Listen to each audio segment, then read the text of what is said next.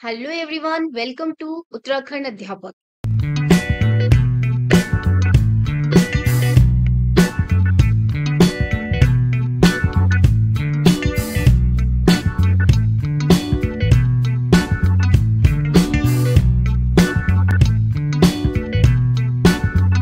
आज हम बात करेंगे how to score 22 plus in maths.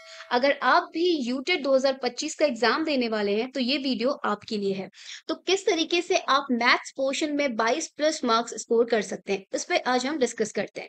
तो सबसे पहले आपको समझना होगा कि मैथ्स के जो क्वेश्चंस हैं यूटेट एग्जाम में किस तरीके के आते हैं। तो सबसे पहले आपको पता है जो मैथ्स का जो पेपर है उसमें जो सेक्शन है 30 मार्क्स का होता है, यानी कि 30 क्वेश्चंस यहाँ पे रहेंगे।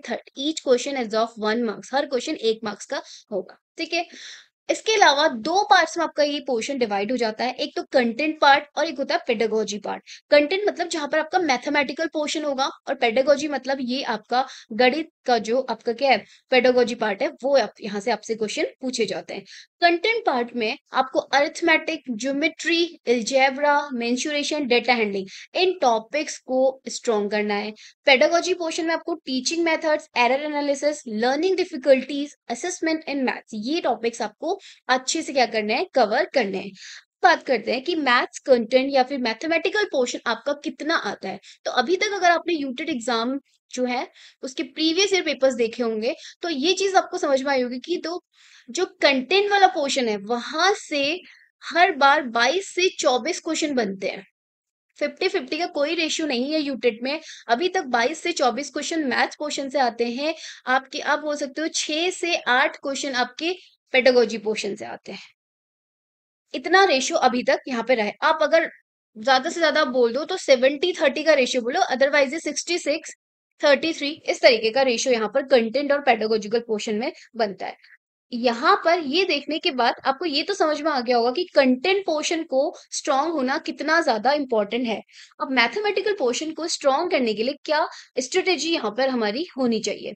तो सबसे पहले हम बात करेंगे कि कंटेंट पार्ट को स्ट्रांग करने के लिए इन जो टॉपिक्स आपको पढ़ने हैं उसके अंदर आपको क्या क्या चीज पढ़नी है, कितने अच्छे से उनको समझना है। पुराने पेपर आप देखेंगे तो वहां पे अरिथमेटिक में किस किस तरीके से क्वेश्चन बनते हैं। अरिथमेटिक के अंदर कौन कौन से टॉपिक्स है जो आपको अच्छे से कवर करने हैं। नंबर सिस्टम, यहाँ से place value, divisibility, face value, unit digit, इस तरह के क्वेश्चन यहाँ से बनते हैं। एलसीएम एचसीएफ ये अपना एक पर्टिकुलर टॉपिक है। एलसीएम एचसीएफ का हमेशा 1 से 2 क्वेश्चन यहाँ से बनता ही बनता है। ठीक है। आपको 2-3 चीजें यहाँ पे ध्यान रखनी है। एलसीएम कैसे फाइंड करना है, एचसीएफ कैसे फाइंड करना है, इनके बीच में क्या रिलेशन है, फैक्टर्स, मल्टीप्लीकेशन निकालने, ये आपको आने चाहिए। फ्रैक्शंस यानी कि भिन्न भिन्न से आपको हमेशा क्वेश्चन आते हैं। ये क्वेश्चन कभी कभी सिंपली आपको बोल देता है कि फ्रैक्शंस में कौन छोटा है कौन बड़ा है। कभी कभी फ्रैक्शंस आपके जो है वो सॉल्व करने वाले क्वेश्चन आ जाते हैं, वर्ड प्रॉब्लम टाइप क्वेश्चन आ जाते हैं। डेसिमल्स, दशमलव में भी सेम चीज है। कभी कभी आपको क्या करेगा, डेसिमल्स को कैसे रेशनल में आप कन्वर्ट कर रहे हो, कैसे रेशनल्स को डेसिमल में कन्वर्ट कर रहे हो। परसेंटेजेस, ठीक है, परसेंटेज का क्वेश्चन आपको वर्ड प्रॉब्लम्स भी आ सकती हैं। उसके अलावा फ्रैक्शन को परसेंटेज में कन्वर्ट करना, परसेंटेज को फ्रैक्शन में कन्वर्ट करना यहाँ से आ सकता है। रेशियो, प्रॉफिट एंड लॉस, ये यहाँ पे आपको फॉर्मूले बहुत ज्यादा याद करने की जरूरत पड़ेगी। ठीक है, प्रॉफिट लॉस में आपको फॉर्मूला और क्वेश्चन को समझना बहुत जरूरी है। उसके अलावा सिंपल और कंपाउंड इंटरेस्ट यानी कि साधारण साधारण यहाँ पे ब्याज और चक्रवृद्धि ब्याज, आपको जो है वो इसके फॉर्मूले पर भी बहुत ज्यादा ध्यान देना है। और साथ में इन दोनों के बीच में डिफरेंस आपको पता होना चाहिए। Time and work and time and distance, again formula and question को समझना, ये यहाँ पे बहुत ज्यादा इंपॉर्टेंट रहता है। सेकंड, ज्योमेट्री एंड मेंसुरेशन, इस पोर्शन से भी बहुत ज्यादा क्वेश्चंस बनते हैं। ठीक है।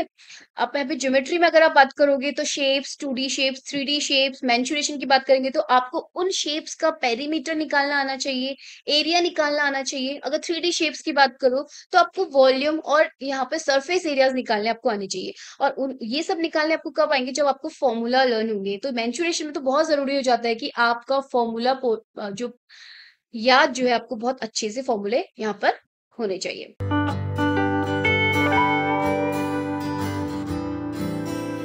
नेक्स्ट इज अलजेब्रा की बात करेंगे तो आपको इक्वेशन सॉल्व करनी आनी चाहिए, सिंपल इक्वेशन सॉल्व करनी आनी चाहिए। उसके अलावा पैटर्न्स आपको याद होने चाहिए। पैटर्न याद नहीं होने चाहिए, पैटर्न्स बेस पे क्वेश्चन आते हैं तो वो आपको सॉल्व कर सकते हैं। उसके अलावा यहाँ पर आपके आइडेंटिटीज होती हैं, ठीक है, मतलब फॉर्मूला होता है like A plus B whole square, A cube plus B cube, इस तरीके से आपको फैक्टर्स करने आने चाहिए। ठीक है, जहां पे भी इक्वेशन है उनको सॉल्व करना आना चाहिए, वैल्यूज फाइंड आउट करना आना चाहिए। तो एलजेब्रा में आपके लिए ये दोनों चीजें इंपॉर्टेंट हो जाती है। बात करते हैं डाटा हैंडलिंग की। डाटा हैंडलिंग में ग्राफ्स बेस पे क्वेश्चंस आते हैं। बार ग्राफ पे मोस्टली क्वेश्चन बनता है या फिर मोस्टली चार्ट्स पे। तो स्पेशली यहाँ पे पाई चार्ट से क्वेश्चन हमेशा बनने के चांसेस रहते हैं। आपको एक पाई चार्ट दे दिया जाता है, उस पे बेस्ड आपको 2 या 3 क्वेश्चन आपको वहां पे दे दिए जाते हैं। उसके अलावा एवरेज यानी कि औसत से भी आपका क्वेश्चन आता है। ठीक है, उस डेटा हैंडलिंग में आपको जैसे एवरेजेस में आप बोल सकते हो मीन, मोड, मीडियन, ये सब आपको निकालना यहाँ पर आना चाहिए। ठीक है, अब आपकी जो है स्ट्रेटेजी कैसी रहनी चाहिए अपने इस कंटेंट पार्ट को स्ट्रॉन्ग करने के लिए। तो सबसे पहले use NCERT text books class 3rd to 8th, because ये बेस है। मेरे को ऐसा लगता है कि 3rd क्लास से 8th क्लास तक की मैथ्स आपको बहुत अच्छे से पढ़नी है, चाहे यूनिट फर्स्ट दो चाहे आप सेकंड दो। ठीक है, क्योंकि ये बेस आपका स्ट्रॉन्ग करता है। एनसीईआरटी के क्वेश्चंस ऐसे होते हैं तो एज इट इज एग्जाम में बहुत बार आए हैं, तो एनसीईआरटी टेक्स्ट बुक से अच्छा विकल्प आपके लिए कोई नहीं हो सकता। ठीक है, अगर आपको बेस स्ट्रॉन्ग करना है। Second, make a formula sheet for quick revision. उसके अलावा चूंकि आप मैथ्स की प्रिपरेशन कर रहे हो और यहाँ पर आपको पता है बहुत सारे फॉर्मूले आपको लर्न करने होते हैं, तो आपके पास एक अलग सी शीट होनी चाहिए, यानी कि अलग से कॉपी होनी चाहिए, जहां पर आप क्या कर सकते हो, आपकी चॉइस है फॉर्मूले आप किस तरीके से याद करना चाहते हो। टॉपिक वाइज आप फॉर्मूले लिख सकते हैं, ठीक है, चैप्टर वाइज आप फॉर्मूले लिख सकते हैं, लेकिन आपके पास एक ऐसी कॉपी जरूर होनी चाहिए जिसमें सिर्फ फॉर्मूले हो। आप लास्ट टाइम पे या कभी भी आप किसी क्वेश्चन में कोई फॉर्मूला भूल रहे हैं प्रैक्टिस टाइम पे, तो आप उसे उठाकर देख सकते हैं कि ये फॉर्मूला यहाँ पर अप्लाई होगा। And the third is solve previous years UTET और सीटेट मैथ्स क्वेश्चंस। दोनों ही कर लो, यूटेट और सीटेट दोनों के ही प्रीवियस ईयर मैथ्स के क्वेश्चन आप जरूर करिए। I emphasise on this very much, because ये बहुत ज्यादा होता है कि यूटेट में या सीटेट में प्रीवियस ईयर क्वेश्चन जो है वो एग्जैक्टली सेम जो है क्वेश्चन रिपीट होते हैं। तो बहुत ज्यादा जरूरी है कि आप यूटेट और सीटेट के जो है पुराने ईयर के पेपर बहुत अच्छे से उन्हें सॉल्व कर लें। इसके अलावा कंटेंट पार्ट को स्ट्रॉन्ग करने के लिए एक चीज बहुत ज्यादा जरूरी है, वो है प्रैक्टिस और स्पीड। और मैथ्स आप कर रहे हैं तो आपकी स्पीड और आपकी प्रैक्टिस बहुत अच्छी होनी चाहिए, तभी एग्जाम में आपकी एक्यूरेसी बनी रहेगी। तो उसके लिए solve at least 20 to 30 questions daily. आपको कम से कम 20 से 30 क्वेश्चन डेली करने हैं। 50 से ऊपर कर तो बहुत ही अच्छी बात है। उसके अलावा attempt full length math section mock test weekly. हर वीकली आपको मॉक टेस्ट जितने हो सके, कम से कम 3 आप कर लो तो बहुत अच्छा है। अगर उससे ज्यादा कर सकते हैं तो बहुत ज्यादा ही बेनिफिशियल आपके लिए हो जाता है। लेकिन पूरा फुल लेंथ का क्या करना है आपको, मॉक टेस्ट जब आपको देना है। पूरा पेपर लीजिए, यहाँ पे मैथ सेक्शन लिखा है, 30 मार्क्स का जो मैथ्स का पेपर होता है उससे आप सॉल्व कर सकते हैं। उससे ज्यादा अच्छा ये है कि आप पूरा एक मॉक टेस्ट मतलब जिसमें पांचों सेक्शंस हो उसको लेके आप बैठो, एक एग्जाम टाइप माहौल बना के वहां पर आप अच्छे से क्या कर सकते हो, प्रिपरेशन कर सकते हो, यानी कि प्रैक्टिस कर सकते हो। इससे आपको आइडिया भी आ जाएगा आप जो है एग्जाम में, एग्जाम हॉल में किस तरीके से किस टाइम के साथ अपने क्वेश्चन सॉल्व कर पा रहे हैं। ठीक है, and learn short tricks for arithmetic, like percentage को फ्रैक्शन में कन्वर्ट करना या फ्रैक्शन को परसेंटेज में कन्वर्ट करना। ठीक है, उसके अलावा लाइक स्क्वायर्स आपको याद होनी चाहिए, क्यूब्स आपको याद होनी चाहिए, स्क्वायर रूट्स याद होनी चाहिए, क्यूब रूट याद होनी चाहिए। ये सब आपका टाइम बचाते हैं। अगर वहां पर स्क्वायर्स आ गए तो आप वहां पे निकालो, एटलीस्ट कुछ नंबर्स के आपको स्क्वायर्स याद होने चाहिए, क्यूब्स याद होने चाहिए, एटलीस्ट 20 तक तो आपको याद होना चाहिए, जो आपकी कैलकुलेशन को भी आसान करेंगे और एग्जाम में भी आपका टाइम जो है वो बचाएंगे। इसके अलावा लास्ट के जो 10 दिन होते हैं ना एग्जाम से पहले, उसमें सिर्फ और सिर्फ रिवीजन करिए, चाहे कोई भी सब्जेक्ट हो, और सिर्फ मॉक टेस्ट प्लस यहाँ पे पीवाईक्यू में लिख सकती हूँ, आप प्रीवियस ईयर क्वेश्चंस को भी एक देख सकते हैं। ठीक है, उस टाइम पे कुछ नया ना पढ़े, वो ज्यादा अच्छा रहेगा। इसके बाद अगर पेडागोजी पार्ट की बात करें, आपका कंटेंट पार्ट स्ट्रांग होता है ना, तो आप 20 से मिनिमम आप 20 मार्क्स तो आप वहीं से ले आते हैं। उसके अलावा अगर आप पेडागोजी पार्ट को भी पढ़ ले, तो इससे क्या होगा, आपके बहुत अच्छा स्कोर बन जाएगा यूटेट में।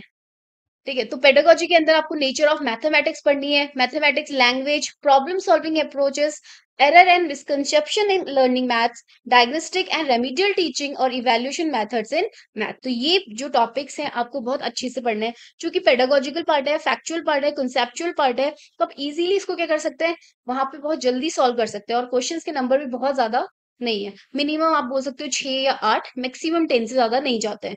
तो आराम से आप बहुत जल्दी इसको सॉल्व कर सकते हैं।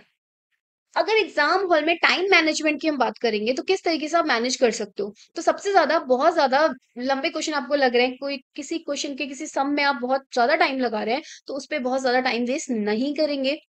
अगर कहीं पर आप स्टक हो जाते हैं, अटक जाते हैं किसी क्वेश्चन में, उसको मार्क करिए और आगे बढ़िए, उसको उस पे आप बाद में जाइए। मतलब पहले उन क्वेश्चन को सॉल्व करिए जो आपको आते हैं, जिनमें आप श्योर होते हो, ठीक है, जिनमें आपको एक्यूरेसी की गारंटी आपको होती है। उसके अलावा first attempt pedagogy based questions, क्योंकि ज्यादा आसान भी होते हैं, कंसेप्चुअल होता है, टाइम टेकिंग कम होता है। इजी कहने का मतलब है कि पेडागोजी में आप क्या क्वेश्चन पढ़ेंगे, आपको आता है तो फटाफट टिक करते जाएंगे, नेक्स्ट क्वेश्चन में जाएंगे। मैथ्स में क्या होगा, आपको क्वेश्चन आता है, आप उसको थोड़ा बहुत कैलकुलेटिव होगा तो आप कैलकुलेशन में टाइम लेंगे। तो इसलिए पहले पेडागोजी सेक्शन को कंप्लीट कर लीजिए, फिर फटाफट से आप पूरा टाइम मैथ को दीजिए, ठीक है। उसके बाद एक लास्ट में आपको कुछ smart hacks to score full marks यहाँ पे। तो सबसे पहला, attempt all questions, because there is no negative marking in CTET, UTET, any TET exam. Prioritise pedagogy, जो मैंने अभी बात करी। स्ट्रेंथन बेसिक अरिथमेटिक, जो यहाँ पे आप फास्ट और एक्यूरेट होते हैं उसको और ज्यादा स्ट्रॉन्ग करिए, ये आपके लिए बहुत ज्यादा बेनिफिशियल होने वाला है। And most important, previous year trend को जरूर फॉलो करें, जरूर उसके क्वेश्चंस करें, क्योंकि बहुत ज्यादा क्वेश्चंस यहाँ से रिपीट होते हैं। और लास्ट में आपसे बोलूंगी, अगर आप भी यूटेट 2025 की तैयारी कर रहे हैं तो अभी भी आप हमसे जुड़ सकते हैं और अपनी तैयारी को बेहतर बना सकते हैं। Thank you for watching.